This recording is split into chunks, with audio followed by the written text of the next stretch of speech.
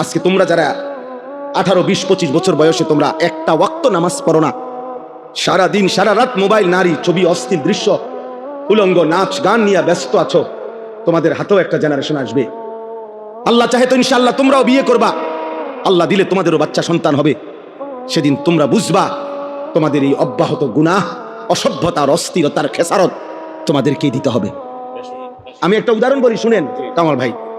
আমাদের কুমিল্লার, আপনি তো চিনবেনই, মুরাদনগর মাদ্রাসার যিনি মুহতামিম শেখুল হাদিস আল্লামা মুফতি আমজাদ হোসাইন সাহেব, বাংলাদেশের একজন অন্যতম আলেম ওয়ায়েস, উনি নিজে বলছে, এক ভদ্রলোক, ওনার ঘনিষ্ঠ, ওনার মেয়েটা আরেকটা ছেলের সাথে ভাগ্যা গেছে।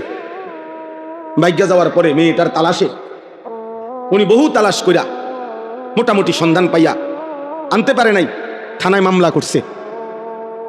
কসম আল্লাহর, উনি নিজে বলছে ওই মেয়েটা মেয়ের বাবার কাছে চিঠি লিখছে, এটা চিঠি পাঠাইছে।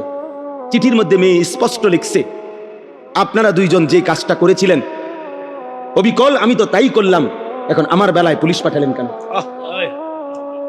আমার বেলায় থানায় মামলা কেন? আপনারা বাপ মাও তো ভাগ্যা গিয়েই বিয়ে করছেন, এখন আমার বেলায় থানায় পুলিশ পাঠালেন কেন, মামলা দিলেন কেন? ওই বাবা অঝরে কাঁদছে যে হ্যাঁ, আমার সন্তান আমার বেইজ্জতি আমারে শোধ দিয়া দিল, আমার পাপ আমারে বুঝাই দিল, ফিরাই দিল আমার সন্তান।